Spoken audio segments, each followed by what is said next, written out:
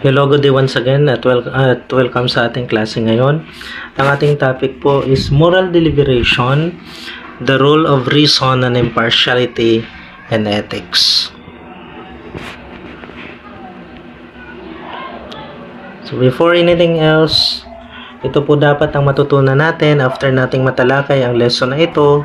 At the end, you will enumerate the minimum requirements for morality, and then you will be able to resolve the moral issues by applying the 7-step moral reasoning model. Kasi yun po ang pinakahuli nating pag-aralan. But before that, kailangan muna nating i-define yung reason at saka impartiality. So, the first thing that we need to define is impartiality. I think in ethics, it is very important that we are impartial. Sinasabi dito, ang impartiality daw is the quality of not being biased. Because the moment there is favoritism, then nagkakaroon po dyan ng partiality. Now, that is the first thing that we need to do. That at the end of the day, dapat po ang ating moral decision ay impartial. Okay? So, kailangan natin itong tandaan. But paano ba siya nagiging impartial? Yun yung tanong. So, yan po ay hindi ginagamitan ng emosyon lang. Bagkus, nagiging impartial lang po siya if we are using what we call moral reasoning. Halimbawa, that person is your friend.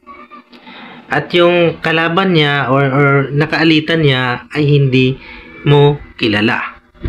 Kung magiging partial ka, syempre, kailangan mong panigan yung friend mo because you are being partial.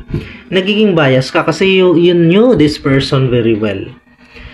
But being impartial means even if that person is your friend, you have to use your moral reasoning in order to know the truth and in order to address a particular issue or situation. So, kailangan natin gamitin yung moral reasoning. And when we talk about moral reasoning, we have to use our critical analysis. Then, dito na po papasok yung moral deliberation na tinatawag. So, moral judgments, according to this slide, must be backed up by good reasons. And morality requires the impartial consideration of each individual's interest. Morality is at the very least the effort to guide one's conduct by reason. Okay, gamitin natin yung utak natin. Gagamitin natin yung ating critical thinking. That is to do what there are the best reasons for doing, while giving equal weight to the interests of each individual affected by one's action. Okay? Impartiality in ethics refers to fair, okay, and unbiased decision making, where moral judgments are made without favoritism, personal bias, or self-interest. Means treating all individuals and situations equally and fairly. Kaya di ba sa batas meron tayong tinatawag na due process of law? A due process. Kailangan kahit na mayroong suspect, kailangan pa rin bigyan natin ng patas na proseso. Based on objective moral principles. Objective means hindi ka nagiging subjective, okay? Rather than personal relationships, emotions, or personal gains. So ito yung key aspects of impartiality and ethics. Unang-una, meron dapat tayong objective criteria. Magkakaroon lang ng impartiality in any decision making if we have, again, objective criteria. The decision should be based on objective criteria rather than personal interest or biases. Pangalawa, fairness and equality. That impartiality promotes fairness and equality by ensuring that lahat ng individuals are treated similarly, pare-parehas, unless there are morally relevant reasons to differentiate. Pangatlo, absence of personal influence. Minsan kasi pag pag merong personal influence or relationships, nagkakaroon ito ng effect doon sa pagdedesisyon. Kaya dapat iwasan natin 'yon. And in impartiality, we can also apply moral theories like utilitarianism, consequentialism, which is belong doon yung consequentialism sa utilitarianism sa consequentialism, Kantian ethics, and any other actually ethical theories that we can apply. Okay, kasi nga we are there to address a particular situations, so that we need to apply a particular moral theory. So kanina pinag-uusapan natin na dapat sa pagdedesisyon or pag-address ng isang scenario or issues, kailangan di ba nating maging impartial? But the question here is, how can we be impartial in our decision making? Okay, doon na papasok yung 7-step or the 7-step moral reasoning model. Ang importante dito sa 7-step moral reasoning model, yung actually pagkakaroon ng tamang tanong. Kasi we will not be able to come up with a good decision making without actually formulating good and excellent questions. Yun yung pag-usapan natin dito. But what is more important here is we will come up at the end with an impartial decision making, okay? Yun naman talaga ang goal natin. So, before we move on to the first step, let us be mindful that this particular question, what is the main issue at stake in this case? Minsan kasi titingnan natin if it is really a moral issue or not, kasi marami kasing mga issues or problems na hindi naman moral issues. So the first thing that we need to do is to really know if it is a moral issue. Okay? Then later on, makikita naman natin yan dito. Okay, and then if it is a moral issue, then the first thing that we need to do is first to gather the facts. So ito yung importanteng tanong. What do we know? And what do we need to know? So, ano yung alam na natin at ano pa ang hindi natin alam? So, dito kailangan nating tingnan yung relevant information na nagpe-present ng key facts surrounding the ethical issue. Then, after that, kailangan din natin yung data and details. It actually includes statistics, case studies, or real-world examples that provide context. And then after that, kailangan din nating isaalang-alang yung ethical significance. We will discuss the importance of these facts in understanding the moral dimensions of that particular problem. Kailangan dito yung research. Kailangan natin itong pag-aralan.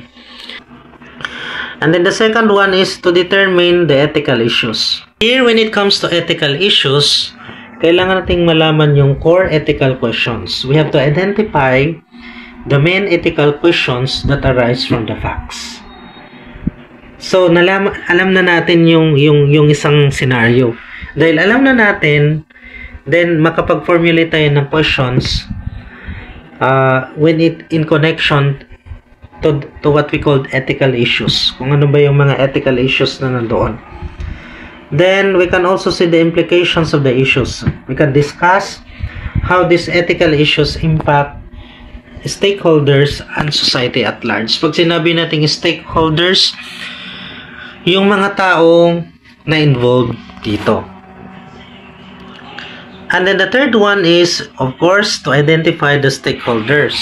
Before we make a decision, kailangan mo nating malaman sino ba yung mga involved dito. Okay, we have to think broadly and generate a list of all possible individuals, group, or entities that will be affected by the decisions to be made. So, who is involved? And then we have to have analysis of interest. We analyze how each stakeholders is affected at ano yung interest they represent. Kasi marami yan. May iba't iba ang magiging affected dyan. Potential conflicts. You have to discuss conflicts or differing perspectives among stakeholders. Then number 4 is list the alternatives. We have to list the possible options. Yung mga options na pwede natin gawin in order to address or to solve the problem.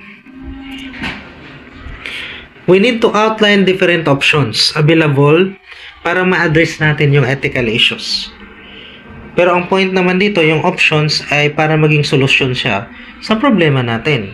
Ito yung options na pwede natin gawin. We can provide a concise description of each option's potential implications and outcomes. Kung pinili ko ba tong option na ito in order to address a particular ethical issue, ay ano bang magiging kahinatnan nito? Makakabuti ba o hindi? So, another word for options is alternatives. So, you have to explore your options. Number 5 is we need to evaluate the alternatives or our options using ethical principles. That is why here it is important, class, at sa ngayon na mag-research tayo at alamin yung mga ethical theories. Kagaya kunwari ng utilitarianism, deontology which is duty-based. Yung utilitarianism naman is about the greatest happiness for the greatest number. Or virtue ethics like character and integrity. Like for example, when we talk about when we apply utilitarianism, yung mga options pa natin ay nagbibigay ng happiness or greatest good for the majority of people or hindi. Yung mga ganun ba? We need to have criteria for evaluation. We need to evaluate our options through, for example, idea of utility, fairness, or justice. Parang ito yung nagiging evaluator. Okay? Kasi yung ethical theory, yun yung ina-apply natin dito. Number 6 is, after that, you have to make a decision. You have to choose the best course of action based on ethical principles. Okay? Ano ba yung ethical principles? Ito yon sa number, yan, yung ethical principles natin. So, paano natin gawin or how do we make a particular decision using the ethical principles? So, ito na yung application. Kasi dito sa 5, ini-evaluate pa natin yung options, whether makapasa siya or hindi. Kung hindi siya makapasa using our ethical principles, then we need to go back, okay, to step 4, which is what? To list again, or to ilista natin yung mga possible alternatives. Okay? So, yun yung ating gagawin. Kapag nakapasa ulit siya, pagdating ng step 5, pagpasado, then i-proceed to step 6, which is making a decision. But here in making a decision, we have to ensure the decision is justifiable and aligns with moral values. Kasi kung hindi, wala ding patutunguhan to. So, you have to choose course of action and you have to justify your decision. So, kahit anong gagawin natin dito, kung walang pagdidesisyon sa huli, wala din. Then, step number 7, ayan, so yung pang-pito natin is implementation na. So, nag-decision ka, then the last one is you have to implement. So, and we have to implement them with moral responsibility. Yun yung accountability na tinatawag. And we have to reflect, after implementing, we have to reflect on the results and consider if any adjustments are needed for future decision making. So, paano ba natin siya implement? Ano ba yung i-consider natin for implementation? Like the practical steps for implementation. Yung potential obstacles or dito sa pag-implement natin. And then, we need to monitor and evaluate so that we will able to know kung ano yung pagkukulang natin or ano pa yung improve or ano pa yung kailangan natin gawin in order to make our implementation successful. So, ito yung conclusion natin, okay? The conscientious moral agent is actually someone who should know the facts carefully and examine their implications. The one who cares about everyone's interest impartially, walang bias, who actually accepts principles of conduct only after scrutinizing them to make sure they are justified, and then who will listen to reason. Kailangan nating pakinggan yung ating reason even when it means revising our beliefs. And who finally is willing to act on these deliberations. And thank you so much for listening. Have a good day to all.